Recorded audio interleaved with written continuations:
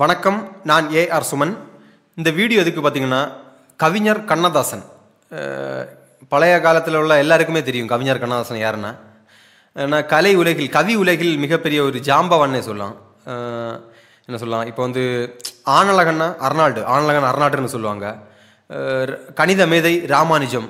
அந்த மாதிரி ஒவ்வொரு துறைக்கும் ஒவ்வொரு ஆள், பெரிய ஆள் இருப்பாங்க. அந்த துறையை முதல்ல உலகுக்கு அறிமுகப்படுத்தின ஆள்னே சொல்லலாம். அப்படி ஒரு ஆள் தான் நம்ம தமிழ்நாட்டில் கவிஞர் கண்ணதாசன். ஒரு கவி உலகின் ஜாம்பவான். அவர் நிறைய பாடல்கள், அர்த்தமுள்ள பாடல்களுக்கு அவரே தான் ஒரு முக்கிய சான்று. அதுபோல தான் இந்த நிறைய பாடல்களை நான் கேட்டிருக்கிறேன். இப்போதும் தூங்கும் போதெல்லாம் சில பாடல்கள் கவிஞர் கண்ணதாசனின் பாடல்களை கேட்டுக்கொண்டு அப்படியே அதனுடைய அர்த்தங்களை புரிந்து கேட்கும்போது தான் அதில் அவருடைய அவர் யார் என்பதே தெரியும். அந்த அளவுக்கு அந்த சில பாடல்கள் இருக்கும். அதில் ஒரு மது போதையை வைத்து நிறைய பாடல்கள் எழுதியிருக்கிறார். ஆனாலும் இந்த பாடல் எனக்கு மிகவும் பிடித்தமான ஒரு பாடல். அந்த பாடலை பற்றி விளக்குவதற்காக தான் இந்த வீடியோ. பாப்போம், அந்த வீடியோக்குள்ளே போவோம் வாங்க. என்னென்னா, இந்த பாட்டு நான் பாடினா காப்பிரைட் வரும்னு நினைக்கிறேன். அதில் நான் அதை சொல்லி விளக்குறேன். ஆண்டவனே நீ இருந்தால் சொல்லு, சிலர் அறிவை எல்லாம் கெடுக்குதிந்த கள்ளு. மது போதைன்னா மது வச்சு கல்லுன்னு சொல்லியிருக்காரு. அந்த டைமெல்லாம் கல் தான் இருக்கும். இப்போ தான் எல்லாம் அந்த மதுவெல்லாம் மாறிடுச்சு. ஆண்டவனே நீ இருந்தால் சொல்லு, சிலர் அறிவை எல்லாம் கெடுக்குதிந்த கள்ளு. பாருங்க, ஆண்டவனே நீ இருந்தால் சொல்லு, அறிவை சிலர்ல பலரோட அறிவை கெடுக்கிறது இந்த கல் தான், மது தான். கல்லுன்னா கல்லை குடிச்சிட்டு அவங்க சொந்த அறிவிலே இருக்க மாட்டாங்க. அடிக்கணும், மனைவியை போட்டு அடிக்கிறது, பிள்ளைங்களை அடிக்கிறது, கெட்ட வார்த்தை பேசுறது, ஏதோ அவங்க சொந்த அறிவு மாறி அந்த கல் போதை உள்ள போய் அந்த அவங்க அறிவே மாற்றிடும். அதான் சில அறிவையெல்லாம் கெடுக்குதுன்னு சொல்கிறார் இந்த இடத்துல. அப்புறம் மாண்டவனும் குடிப்பவனும் ஒன்று, சிலர் மண்டையிலே ஏறலையே இன்று. மாண்டவனும் குடிப்பவனும், மாண்டவனா செத்தவன், நான் சொல்லலை, கண்ணதாசன் சொல்கிறதாகவும் பார்த்துருங்க. மாண்டவனும் குடிப்பவனும் ஒன்று, செத்தவனும் குடிப்பவனும் ஒன்றுன்னு சொல்லியிருக்காரு. அவர் குடிக்கிற ஆள் தான். ஆனாலும் அவர் எனக்கு தெரியாது, குடிச்சு தான் செத்தாங்க அப்படிலாம் நான் கேள்விப்பட்டிருக்கேன். கிளியராக தெரியாது, ஏதாவது தவறாக சொல்லியிருந்தால் மன்னிச்சுக்கோங்க. அப்படி ஏதாவது அவரை பற்றின வாழ்க்கை வரலாறு தெரிஞ்சவங்க கீழே கமெண்ட் பண்ணுங்கள். மாண்டவனும் குடிப்பவனும் ஒன்று, சிலர் மண்டையிலே ஏறலே என்று. அப்போ செத்தவனுக்கு கூட ஒப்பிடுறது குடிக்கிறவனுங்களா, அவ்வளோ இதாக இருக்குது. அது எவ்வளோ சொல்லியும் மண்டையில் சிலருக்கு ஏறலையேன்னு. இவ்வளவு செத்தவனும் குடிப்பவனும் ஒன்று தான் சொன்ன பிறகு கூட சில மண்டையில் சிலருக்கு ஏறலை, மறுபடியும் அவங்க குடிக்கிறாங்க. அப்படி தான் அந்த இடத்துல சொல்ல வராரு. அடுத்தது, தாலி கொடியை விற்று தண்ணி போடும் மனிதனுக்கு சந்தோஷம் எத்தனை நாள் சொல்லடா, உன் தலையெழுத்து இஷ்டம் போல செய்யடா. தாலி கொடியை விற்று, இப்போ வீட்டில் உள்ள எல்லா பொருட்களையும் எடுத்து விற்று குடிச்சு எந்த ஒரு இதுவுமே இருக்காது. பாவம், அந்த சில வீட்டில் அந்த பொம்பளைங்க வேலைக்கு போய் கஷ்டப்பட்டு கொண்டு அந்த இதையும் சண்டை போட்டு அடி வாங்கி குடித்து அதை நாசாக்கி, அப்புறம் அந்த சில பெண்களோட கழுத்துலலாம் தாலி கொடி தங்கத்தில் கூட இருக்காது, ஒரு மஞ்சள் கயரில் கட்டியிருப்பாங்க. இது நிறைய கணவர்கள் குடிச்சு இப்போல்லாம் இருக்காங்களா இருக்கும், அங்கங்கே இருப்பாங்க கண்டிப்பாக. அவங்க கஷ்டப்பட்டு அந்த கொண்டு வர சம்பளத்தையும் குடித்து தீர்த்து கொடுமைப்படுத்தி அந்த சந்தோஷம்லாம் எவ்வளோ நாள் இருக்குன்னு தெரியாது. இப்போ தாலி கொடி விற்று குடித்தவனுக்கு சந்தோஷம் எத்தனை நாள் சொல்லடா, உன் தலையெழுத்து இஷ்டம் போல் செய்யடா. உன்னை தலையெழுத்தை தான், நீ இப்படி தான் குடிச்சு தாலி கொடியை விற்று குடித்து ஒன்றுக்கு இல்லாமல் குடித்து சாக போகிறா, அதான் உன் தலையெழுத்து இஷ்டம் போல் செய்யடான்னு சொல்லியிருக்காரு.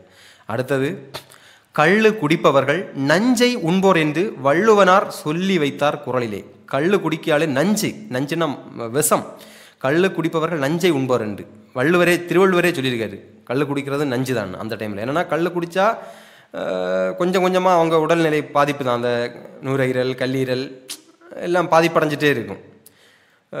பாதிப்படைஞ்சு அது ஸ்லோ பாய்சன் சொல்லலாம். உடனடியாக கொல்லாமல் கொஞ்சம் நாட்கள் கழிஞ்சு அவங்கள கொல்லுது. அது நஞ்சை கொஞ்சம் கொஞ்சமாக உண்றாரு, அப்படி தான் சொல்கிறாங்க. நஞ்சை உண்பதுன்னு வள்ளுவர் சொல்லியிருக்காரு. சொன்னாலும் புரிவதில்லை, சொந்த புத்தி ஏதும் இல்லை. நிறைய சொல்கிறாங்க குடிக்காத உடம்புக்கு மோசம், குடிக்காதங்க அது இது. ஏன்னா அந்த மது பாட்டிலே போட்டிருப்பாங்க, குடி நாட்டுக்கும் வீட்டுக்கும் உயிருக்கும் கேடு என்று. அதையும் பொருட்படுத்தாமல் அதை பார்க்குறதே இல்லை. அதை யார் பார்க்குறது? குடித்து சொந்த புத்தியும் கிடையாது, சொன்னாலும் கேட்கறது கிடையாது. மது பாட்டில் போட்டுறது பிறதான் சொல்லியிருக்காங்க குடிக்காங்க, உடல் நலத்துக்கு கேடு மது உடல் நலம். ஆனாலும் சொல்லவும் கேட்கவில்லை, சொந்த புத்தியும் எதுவும் இல்லை. சொந்த மட்டும் அவங்க திருந்தே மாட்டாங்க. நீ குடிக்காமல் இருக்கணும், எதுக்கு இதை குடிக்கிறோம், நம்ம உடம்புக்கு நாசம், அப்படி குடிக்காமல் இருக்கிற அந்த மாதிரி சொல்லியிருக்காரு. சொந்த புத்தி ஏதும் இல்லை, பட்டால் தான் தெளிவு வரும் அறிவிலே. அப்படி பட்டால் தான் தெளிவு வரும். லாஸ்ட்டுக்கு குடித்து எதுவுமே இல்லாமல், காசு இல்லாமல் எங்கேயாச்சும் விழுந்து கை காலில் நடுங்கி அந்த மாதிரி விழுந்து கிடந்து இதுக்கடா அதை குடிச்சிட்டோம், இவ்வளோ இப்படி வாழ்க்கையை நாசாக்கிட்டோமே, இவ்வளோ நாள் இந்த குடியை நம்பி இது பண்ணிட்டோமே, அந்த அப்படி அடிப்பட்டவரை தான் தெளிவு வரும்.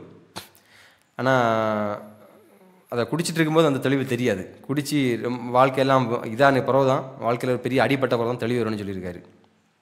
அடுத்த 2வது வரியில், நானும் குடித்திருக்கேன், குடிப்பானை பார்த்திருக்கேன், நல்ல புத்தி வருவதில்லை குடியிலே, ஒரு நாய் கூட மதிப்பதில்லை தெருவிலே. நானும் குடிச்சிருக்கேன். அவர் கண்ணதாசனும் குடிச்சிரு, அவர் குடிச்சா என்ன தெரியல, குடிச்சிரு, அவர் அப்படியே போட்டுருக்காரு. நானும் குடித்திருக்கேன், குடிப்பானை பார்த்திருக்கேன். நானும் குடிச்சிருக்கேன், குடிக்கவங்களே நிறைய பார்த்துருக்கேன். நல்ல புத்தியே வராது குடித்தா, மொத்தம் கெட்ட புத்தி தான் வருதான்.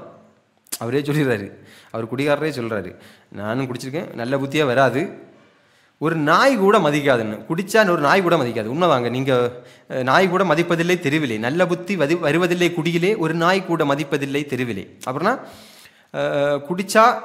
குடிச்சிட்டு நீங்கள் ஒரு தெருவு நடந்து போனால் ஆடி ஆடி போவீங்க, நாயெல்லாம் குலைக்கும். அப்புறம் ஒரு ஆள் வச்சுடுவாங்க, என்ன அவன் குடிச்சிட்டு போகிறான், ஒரு குடிகாரன் போகிறான், அவன் ஒரு குடிகாரன், அந்த மாதிரி ஒரு நாய் கூட மதிக்காது அப்படி சொல்கிறாரு. குடிச்சிட்டு இருந்தா குடிகாரனை ஒரு நாய் கூட மதிக்காதுன்னு அந்த இடத்துல சொல்ல வர்றாரு.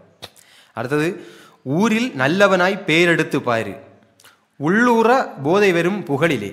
ஊரில் நீ குடிகாரன் இல்லை, குடிக்காமல் ஒரு நல்ல ஒரு பிள்ளையாக வாழ்ந்தாலே உனக்கு புகழ் தான். அவன் நல்ல பையன், அவன் நல்ல ஒரு மனுஷன். அதை உனக்கு கேட்டுக்கிட்டே உனக்கு ஒரு போதை, உள்ளூர ஒரு போதை வரும். நம்மளை இப்படி சொல்கிறாங்க அப்படி சொல்கிறாங்க, ஒரு உள்ளூர ஒரு போதை இருக்கும், கண்டிப்பாக இருக்கும். நீங்கள் நல்ல மனுஷனாக வாழ்ந்தால் குடிக்காம மட்டும் இல்லை, நல்ல மனுஷனாக வாழ்ந்தாலே ஒரு நிறைய விஷயங்கள் செய்து நல்ல ஒரு விதமாக ஒரு போயிட்டு இருந்தாலே அவன் நல்ல ஒரு மனுஷன் அப்படின்னு சொல்லி உங்களுக்கு உள்ளூர ஒரு போதை வரும். பாராட்டு உள்ளூர போதை வரும் புகழிலே, பாராட்டு கேட்கையிலே தலைவரைக்கும் ஏறும். அந்த சிலர்களோட பாராட்டு, நீ நல்லா இருடா, நீ கண்டிப்பாக இதில் வருவா, அப்படி வருவா, இப்படி வருவா, உன்னோட லைஃப் நல்லா இருக்குது, அந்த பாராட்டுக்கும் சூப்பராக இருக்குது, நீ அப்படி அந்த மாதிரி பாராட்டை கேட்கும்போதே தலை வரைக்கும் ஏறும் போதை.